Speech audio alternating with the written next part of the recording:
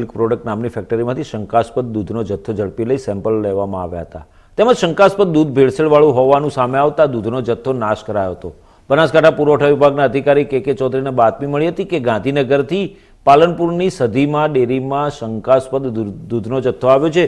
જે બાતમી હકીકત પુરવઠા વિભાગ દ્વારા ફૂડ વિભાગને આપવામાં આવી હતી, જેના પગલે ફૂડ વિભાગના અધિકારી TH પટેલ દ્વારા અલગ અલગ ફૂડ સેફ્ટી ઓફિસર્સની ટીમ બનાવીને પાલનપુર સધીમાં મિલ્ક પ્રોડક્ટ ફેક્ટરીમાં તપાસ કરવામાં આવી હતી, જ્યાં ટેન્કરમાં આશરે 2500 લીટર દૂધ જોવા મળ્યું હતું. જે દૂધનું મિલ્કોસ્કિન કરતાં ચકાસણી કરાતા દૂધમાં માલ્ટોડેક્સ, સુકોઝ તથા અન્ય વસ્તુની ભેળસેળ કરેલું હોવાનું જણાવ્યું હતું.